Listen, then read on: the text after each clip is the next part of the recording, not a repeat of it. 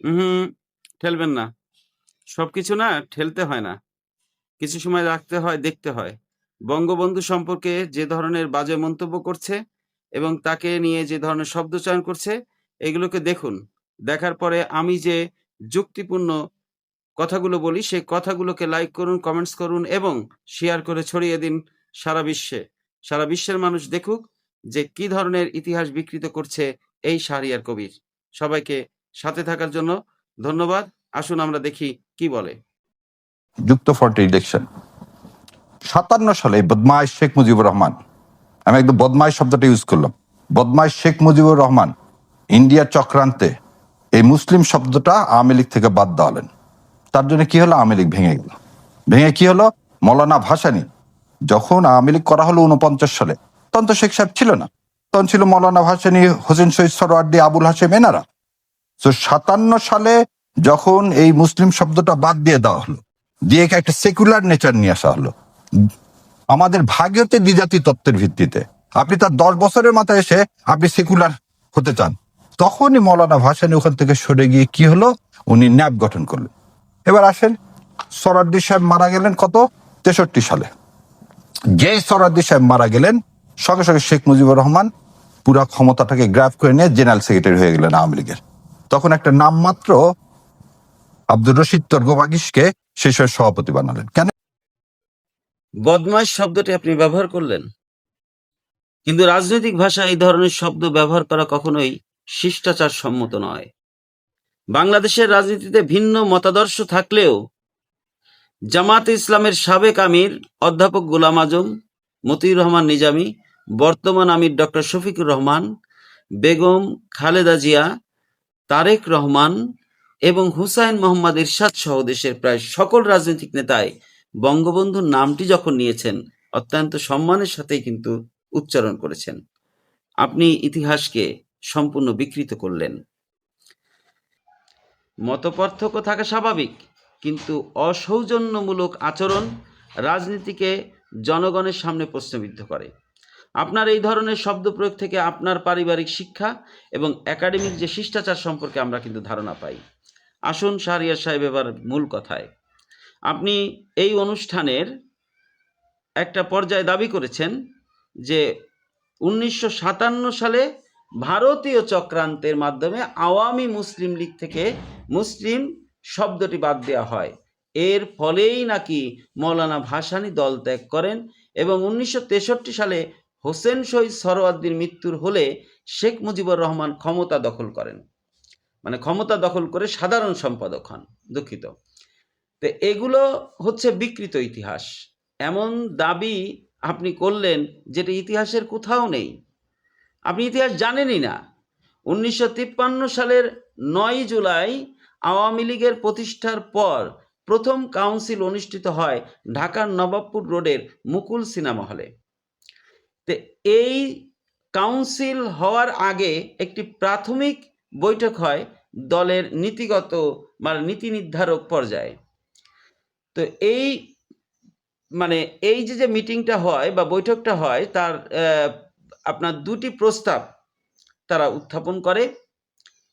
একটা হচ্ছে আওয়ামী মুসলিম লীগ থেকে মুসলিম শব্দটি বাদ দেওয়ার প্রস্তাব, আর প্রতিষ্ঠাতা সাধারণ সম্পাদক শামসুল হক মানসিকভাবে অসুস্থ, তার আপনার মেগালোমেনিয়া নামে একটা রোগ হয়, যার কারণে তিনি সাংগঠনিকভাবে অক্ষম, সেই সাধারণ সম্পাদক নির্বাচনের প্রস্তাব।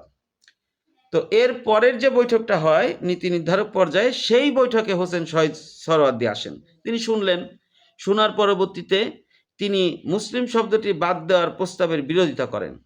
তার যুক্তি ছিল যে সামনে নির্বাচন, তো মুসলমান ভোটারদের বিভ্রান্তির আশঙ্কা ছিল যদি মুসলিম শব্দটা আমাদের সাথে না থাকে, সেক্ষেত্রে মুসলিম লীগ এই সুবিধাটা নিতে পারে, আর হিন্দু আসন আলাদা হওয়ার রাজনৈতিক সমীকরণও বদলে যেতে পারে।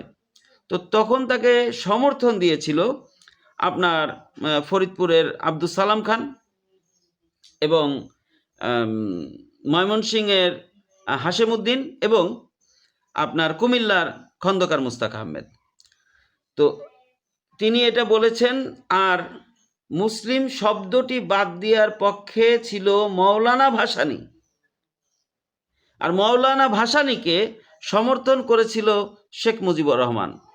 সবাই অবাক হয়ে গেল যে সবাই জানে সরোয়ার্দীর একান্ত অনুগত একজন শিষ্য হচ্ছে শেখ মুজিবুর রহমান, তিনি তাকে সমর্থন না দিয়ে মৌলানা ভাসানীকে সমর্থন দিলেন।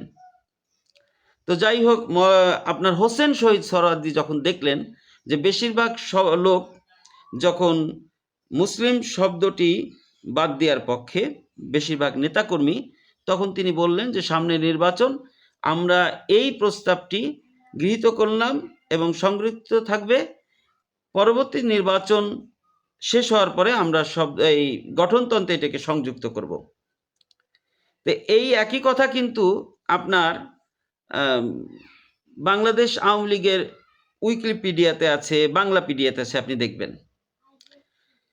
এবার আসা যাক আপনার মূল কথায়। আপনি বললেন 1957 সালে মুসলিম লীগ, আওয়ামী মুসলিম লীগ থেকে মুসলিম শব্দটি বাদ দেওয়া হয়েছে। মিথ্যা কথা। 53 সালে এটাকে গৃহীত করা হয়েছে, 55 সালে এটাকে পাশ করা হয়েছে।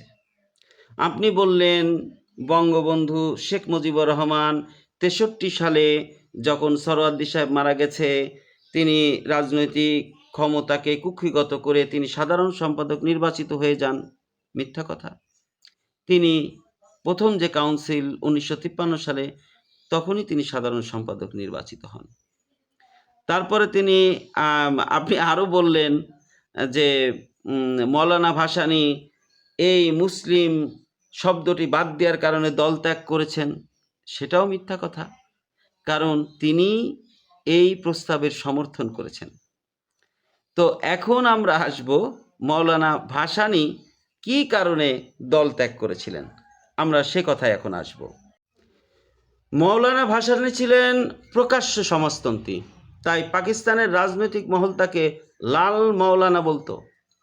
হোসেন শহীদ সোহরাওয়ার্দী 1956 সালে পাকিস্তানের প্রধানমন্ত্রী হন। তো প্রথম সংবিধান প্রণয়ন করেন এবং সাংবিধানিক নাম রাখেন ইসলামিক রিপাবলিক অফ পাকিস্তান, এবং আমেরিকার যে পররাষ্ট্র নীতি, সেই নীতিকে তারা গ্রহণ করেন। এখন কথা হচ্ছে যে প্রতিশ্রুতি দিয়েছিল আপনার হোসেন শহীদ সোহরাওয়ার্দী যে পূর্ব বাংলাকে স্বায়ত্তশাসন দেওয়া হবে। তো উনি একদিন ঢাকায় আসলেন প্রধানমন্ত্রী হওয়ার পরে, তিনি তখন বললেন যে আমি পাকিস্তানের প্রধানমন্ত্রী হওয়া মানেই পূর্ব বাংলা 98% স্বায়ত্তশাসিত হয়ে যাওয়া। এই কথা বললেন হচ্ছে হোসেন শহীদ সোহরাওয়ার্দী একটা জনসভায়। এই অবস্থায় ক্ষুব্ধ হয়ে মৌলানা ভাসানী কাকমারি সম্মেলন করেন। সেখানে তিনি সতর্ক করেন ইসলামিক রিপাবলিক এবং আমেরিকাপন্থী নীতি থেকে যদি সরে না যান, আসসালামু আলাইকুম বলতে বাধ্য হব। ভাসানী আশা করছিল যেহেতু তিনি স্বায়ত্তশাসন চাচ্ছেন, কৃষক শ্রমিকদের দাবি বাস্তবায়ন চাচ্ছেন এবং সমাজতন্ত্র চাচ্ছেন, এই আওয়ামী লীগের লোকেরা আপনার মৌলানা ভাসানীর পক্ষে থাকবে। কিন্তু বাস্তবে কি জানেন হলো, সবাই বেশিরভাগ হোসেন শহীদ সোহরাওয়ার্দীর পক্ষেই দাঁড়ালেন। ফলে তিনি কোণঠাসা হয়ে পড়েন এবং 1957 সালের 18 মার্চ টাঙ্গাইলে যখন দেখা করতে গেল এই রুমিন ফারহানার বাপ অলি আহাদ, তখন তার হাতে একটা পদত্যাগপত্র জমা দিলেন এবং পদত্যাগপত্র জমা দিয়ে বললেন যে দৈনিক সংবাদের যে সম্পাদক জহুর হোসেন চৌধুরী, তার মাধ্যমে এটা যেন পার্টি অফিসে পৌঁছে দেওয়া হয়। তাহলে আপনি মৌলানা ভাসানীরও ইতিহাস জানেন না, আপনি আবার রাজনৈতিক বিশ্লেষক হয়েছেন। আমি আসলে আপনাকে কি উপাধি দেব? বিকৃত ইতিহাসের জনক? আচ্ছা, যাই হোক, আমি যে কথাগুলো বললাম, আপনি তো বই নিয়ে আসেন অনুষ্ঠানে, আমি যে কথাগুলো বললাম সবগুলো রেফারেন্স আছে। সেটা হচ্ছে মহিউদ্দিন আহমেদের রাজনীতির মৌলানা। আপনি এই কথাগুলো বলেছি, সেটা পৃষ্ঠা হচ্ছে 65 থেকে 70। মহিউদ্দিন আহমেদের আওয়ামী লীগের উত্থান পর্ব, এটা পাবেন 62 থেকে 66 পেজে। এবং আপনি আরও পাবেন বাংলাদেশ আওয়ামী লীগের উইকিপিডিয়াতে, বাংলাপিডিয়াতে যে ওই নামের ব্যাপারে, মুসলিম লীগের নামের ব্যাপারে ওইটা পাবেন। আর একটা হচ্ছে আপনার যে বঙ্গকথা, এটা হচ্ছে আপনার আহমেদ আফগানি রচিত 311 পেজে। ধন্যবাদ সবাইকে, এবং আপনি আরো ইতিহাস বিকৃত করুন, বাংলাদেশের মানুষ আপনার এর উত্তর ইনশাল্লাহ দেবে। ধন্যবাদ সবাইকে, আমাদের পাশে থাকবে।